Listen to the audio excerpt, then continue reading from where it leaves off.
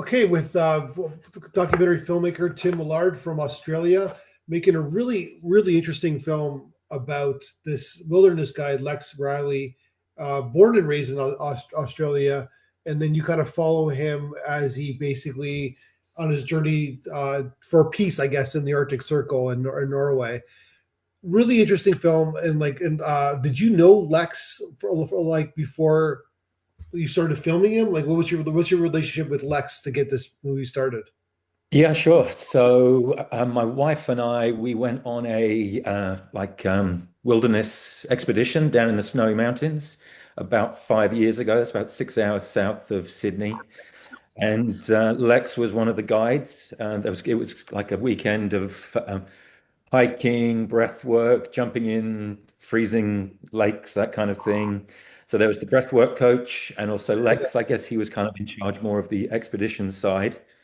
And just throughout the course of the 2 or 3 nights where we were out camping, that kind of thing, my wife and I were we found him very engaging company, very much kind of marched to his own beat. If he wanted to take his time explaining something, he would. He wouldn't feel the pressure of there being 20 people there to get a move on. He'd very much do it his way. And just at the end of that weekend, we both sort of pulled into one side as everyone was saying their goodbyes and said, "Hey, listen, thanks for your input this weekend. We've really enjoyed, being around you."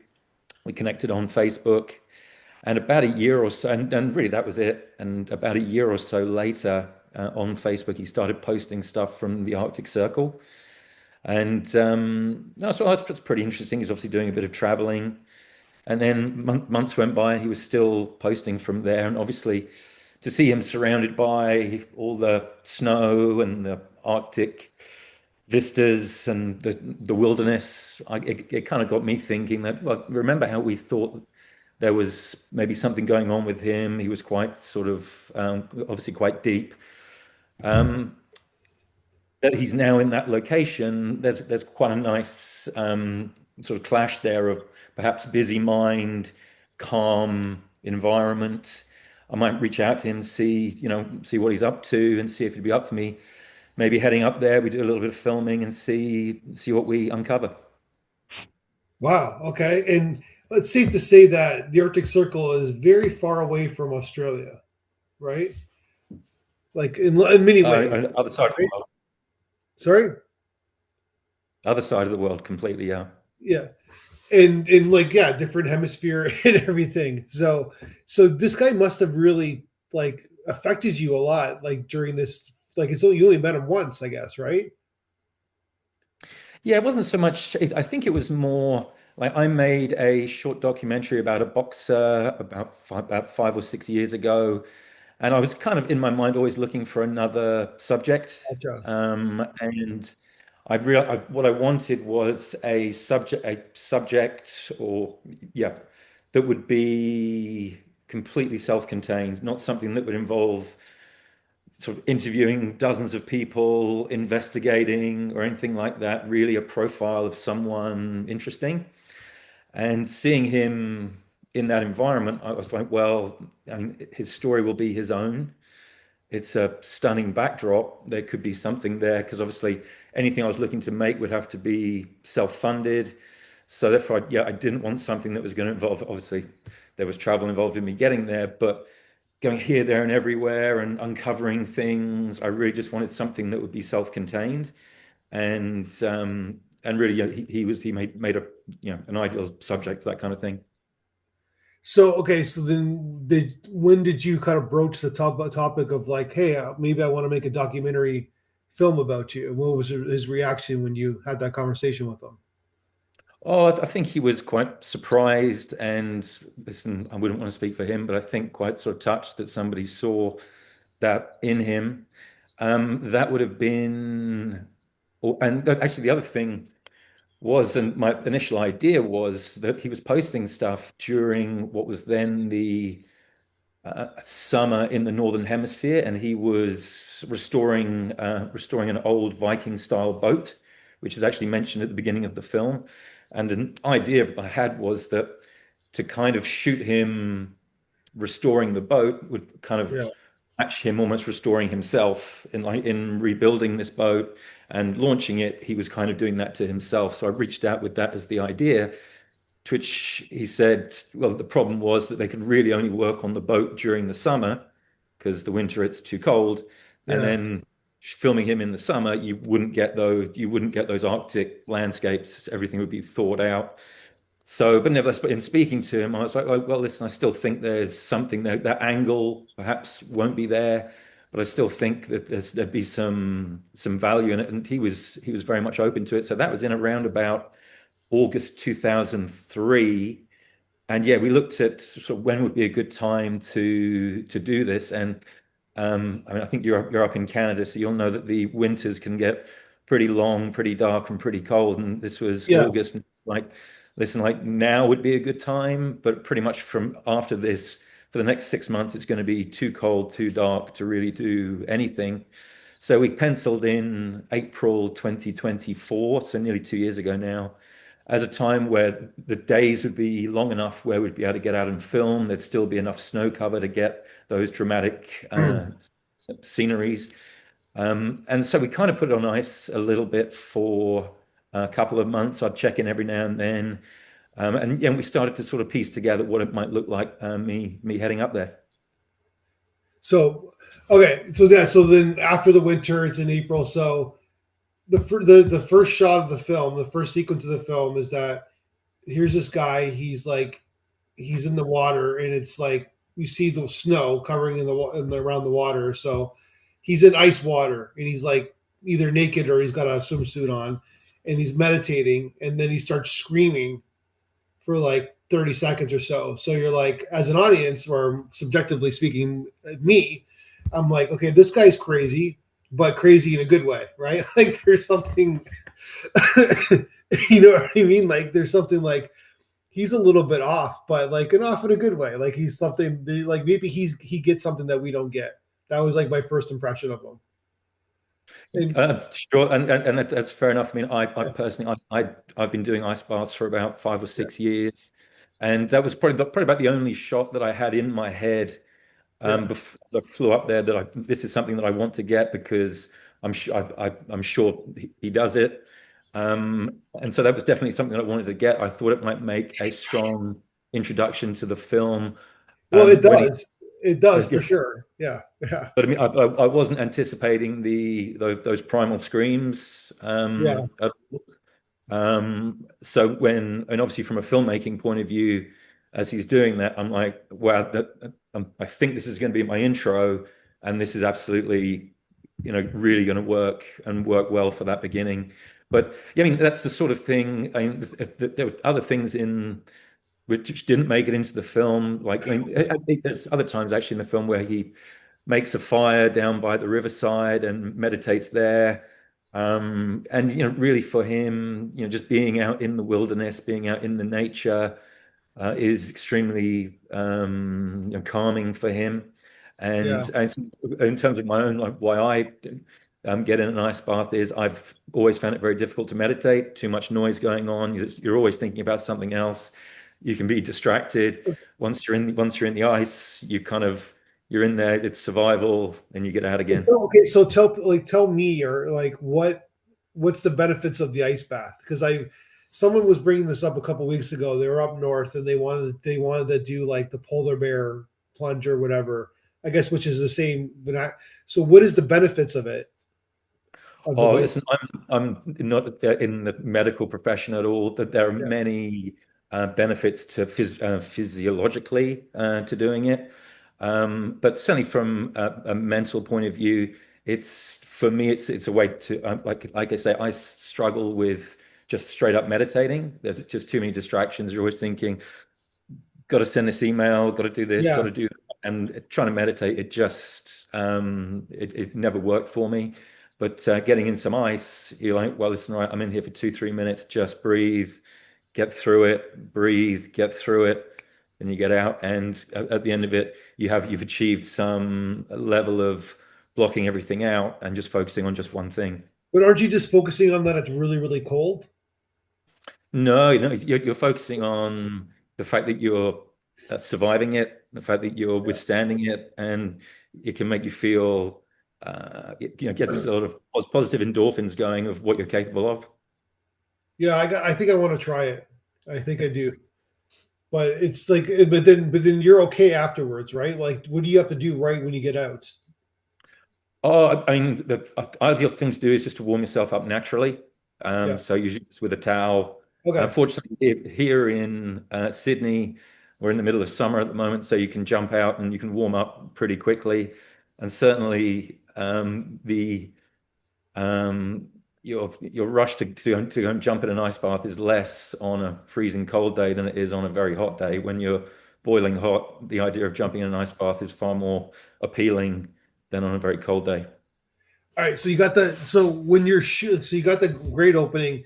Did you have a plan of it, like a script that you wrote, like before you, like, did you think it was always going to be 35 minutes? Like, what was your plan of attack before you started filming them? Really, I mean, I landed up there. There was a local guy called Burak who I connected with. He and Lex had done some filming before, more stuff that was kind of instructional, like how to survive in the wilderness, how to build how to make a knife, and how to treat like an animal hide, things like that. They were making those sorts of things together. So I connected with him, saw his equipment list, and was like, "Wow, you've got some great equipment there." And so, what I kind of really what I wanted to say to them was, I kind of want you just to take me to the places where you would do your filming, and you guys kind of just do your thing. But I want to capture not how you do these things, but why you do these things. Why are you out in Yeah. the wilderness for 2 or 3 days at a time, living very kind of basically and surviving. And so for them, it was quite like a clear plan in that respect. But no, I mean, on our first day, I set up a rough plan of like, listen, this is how I see the week going. And I guess the main thing was I wanted to do the interview section early. So I think we did that on our second full day of filming, just because I mean I wasn't absolutely sure what the story was going to be. I mean, I had a rough idea that it would Gotcha. be trauma, PTSD, that kind of thing, but I didn't have really any details. So I kind of wanted to get that done out of the way, partly in the hope that it would relax Lex a little bit, and that if he felt that he was going to be effectively doing an on-screen confession, that I didn't want him to be carrying that for. I mean, I was up there for 8 days. I kind of wanted to get that out of the way so that he could relax and know, right, that part of it's done. Now we're going to do the part that's kind of why I'm up here, which is to be out in the wilderness, to be out trekking, to be out overnighting in cabins and that kind of thing. So it kind of, and really Lex has quite a strict protocol that he likes to stick to of a morning. Where you see it in the film where he likes to wake up, do his burpees, go for a walk, that kind of thing. So I really only learned that when I was up there. And to kind of interrupt that needed some planning. It wasn't just a case of Yeah. me saying, right, tomorrow morning we're going to do this, then in the afternoon we're going to do that. And then I had to, and he certainly let me know he'd be, yeah, listen, that's fine. I'm happy to do that in the morning, but then I'll kind of be off a little bit. So I'll probably need a little bit of time to reset, get myself together again, and then we can maybe look to do something in the afternoon. So I was like, listen, that's absolutely fine. So we kind of got an idea of, listen, what are some of the things you think we could do? And he was like, well, there's this cabin that I sometimes go to for 2, 3 nights. So I was like, perfect, we'll go there, we'll overnight there. That's kind of 2 days of our shoot. We'll get plenty of footage there. And just some of the other things that he does in his day. And really we just planned it out across the 8 days, and it was a busy 8 days. So the interview is great, and it's like they're like you got the fire in the background. You keep going back to it during the film, and it's like it's a contrast to the ice bath where it seems so warm and cozy and like comfortable, and he's got the wool kind of jacket on. It's like there's almost like a contrast, and then when you're going out to the wilderness, it's all snowy. It's like you're with the I don't know. I like the kind of like he's being vulnerable all the time, but you know what I mean? Like he's just, but he's like he's giving trust in you, and sharing his story. I don't know. I like the way you set the stage to the interview. Oh, thank you. Yeah, no, I mean, there was trust on both sides. I mean, he thought I was insane for flying all that way up there, Yeah, without a huge plan. But like I said, the trust went both ways. I was like, listen, I think you're going to give me what I need to make an engaging short film. yeah, And I mean, he absolutely did. He said on just before the interview, he said, listen, just so you know, I'm going to give you everything. And I was like, well, listen, I really appreciate that. So it was very much a two-way thing where we believed in each other, and fair play from him. I mean, he took a big punt giving over his story to me. I mean, we didn't know each other yeah. terribly well. I mean, he'd obviously seen some of my work just on my website and that kind of thing, but a lot of that's corporate stuff. So there was a big leap of faith from him to, yeah, entrust me with his story, and I was obviously really grateful for that. So it was just you who shot it. There was nobody else. So yeah, the local chap, Burak, he's actually a Turkish guy living in Alta. He's married to a Norwegian lady. So he was actually was invaluable. He was kind of like my local kind of guide, if you like. He supplied a lot of the gear. He Okay. On days where Lex was maybe busy, he'd take me out to places where there were spectacular landforms and great scenes that we could shoot, where I could get the drone up and get some of the great wide shots. And I mean, like of an evening, I mean, even simple things like I was staying in a hotel in the town. It was about like a 100-meter walk where I'd get dropped off to go to the hotel. I mean, the ice was maybe 6 inches thick.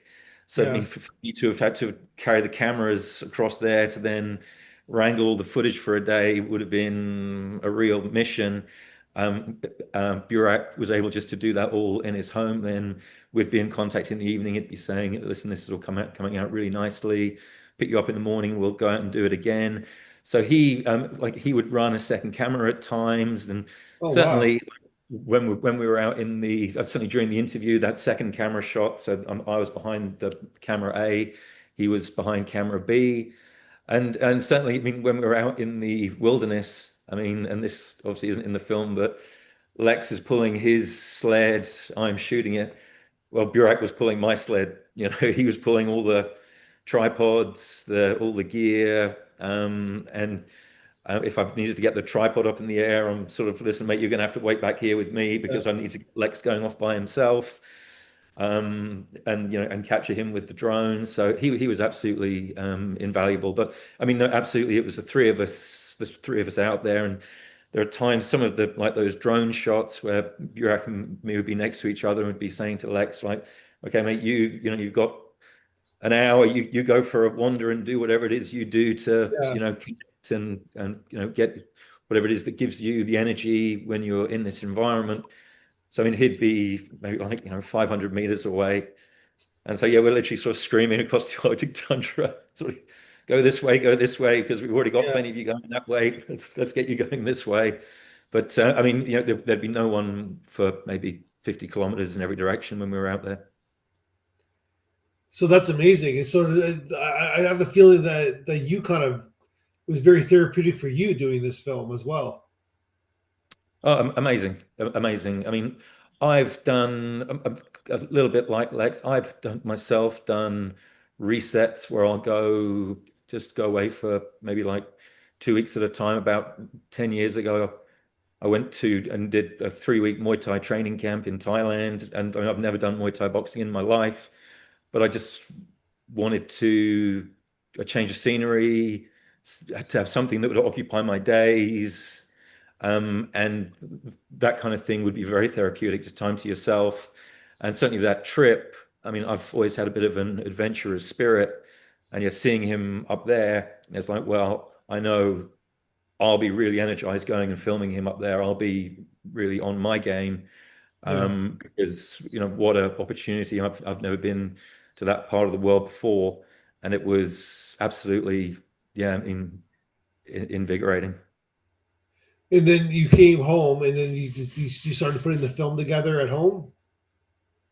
Yes, I mean, I live here in Sydney, and I'm in a shared like creative space on the northern beaches of Sydney.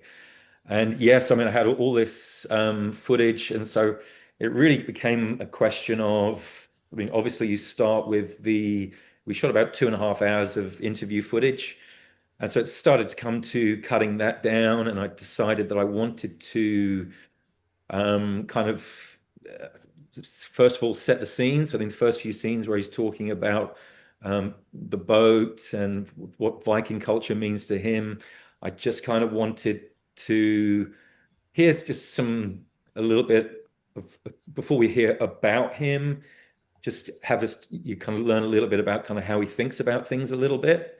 Then we're Yeah, introduced to him, and I kind of wanted him to be talking about why he's up there kind of I didn't want it to be completely sequential where he sort of talks about sort of childhood going to war trauma and following the journey that way. I kind of wanted to yeah sort of paint the picture of well there's an Aussie guy living. I mean when I landed when I was staying in Alta up in Norway, and that's pretty unusual to have kind of foreigners up there. I think they don't get too many tourists up there, especially during the winter.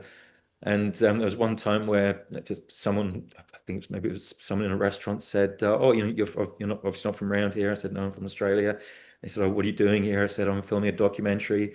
They said, "Oh, is it about the big guy who's got the hair down here?" And I said, "Yeah, that's him." yeah. So and he was pretty identifiable, and it's pretty unusual to have a guy like him living up there. So I kind of wanted to get his that image of him being up there, being settled, being happy up there, what it is he gets from it, and kind of have that all come out first so we know who he is a little bit before going in, obviously into the more darker pastures of his life. So okay, so you go to your website, so breaks slash media.com. You have a pretty great client base. You do a lot of corporate videos, corporate stuff, and I'm assuming that this kind of a film like this is like your escape from that in a lot of ways, right? You're kind of doing what you do, like your professional kind of touch to things, but this is kind of like you said you self-funded it. It's like this, like what I guess the question I'm asking is that what motivates you to like do Peace Wilderness Man? Well, I'm assuming you're busy and you're kind of giving up other jobs by doing this film. Sure. Yeah. I mean, I guess the typical phrase for it would be passion project. Yeah, sure. Listen, But what, yeah, I very much enjoy the majority of the corporate work I do. But when I was sort of 7 years old, playing with my Star Wars action figures, watching Star Wars on TV, and imagining battles, and wanting to become a filmmaker, it was to tell stories, and something like this, unscripted, very real, very raw. That's exactly the kind of thing which interests me. But funnily enough, actually, I found while I was editing it and putting it together as a long process, I had to get photos and videos from Lex. That took a while because he didn't have them with him at the time, so it was quite a process. The audio post-production that itself was a process throughout the whole thing.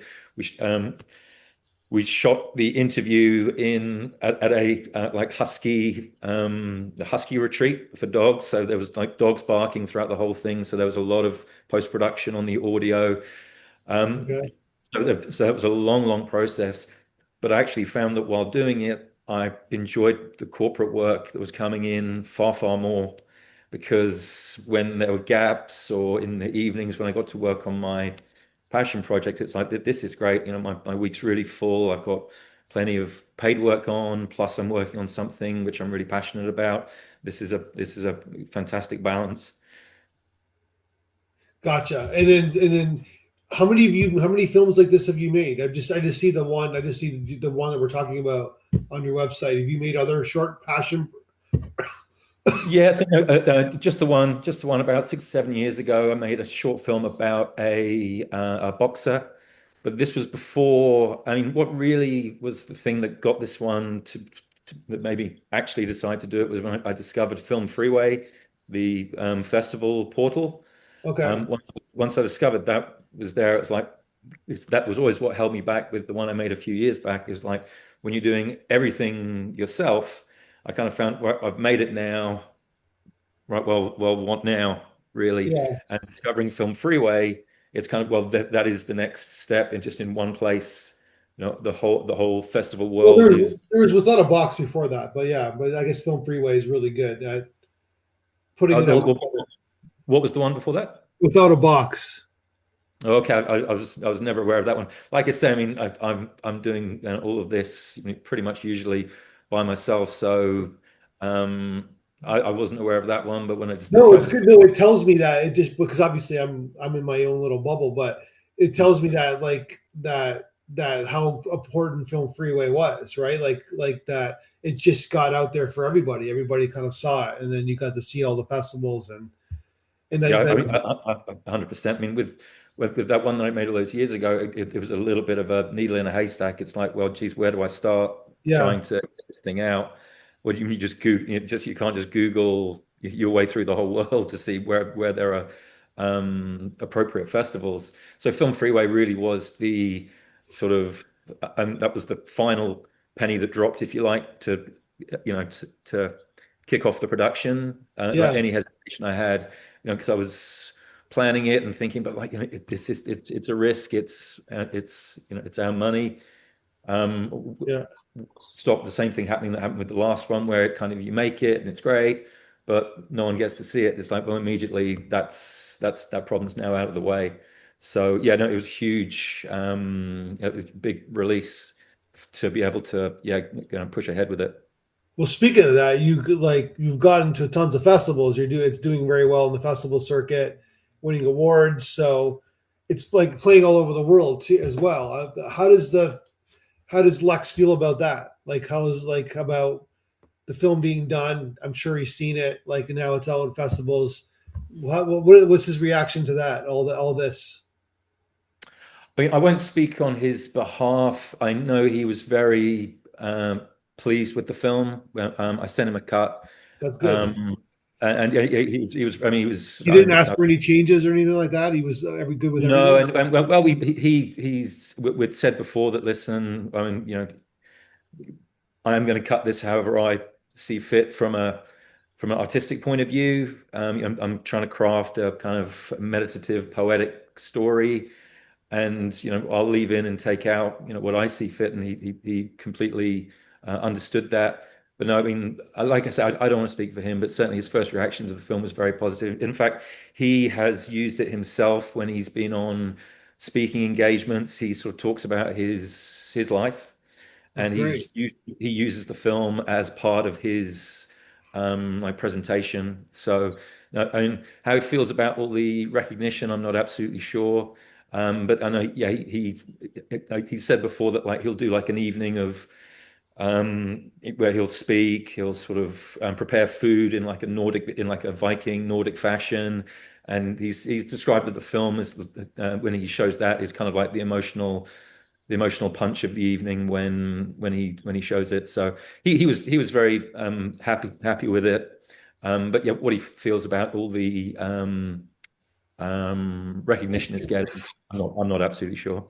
Yeah. No, I'm just curious because like some crazy Australian guy comes up to Norway to film him, right? And met him a couple times, and then like you obviously you know what you're doing. You can see on your website, but at the same time, it's like okay, like you have no. I'm assuming he has no expectations. He's gonna have fun with you, and then all of a sudden it's done. It's like a finished product.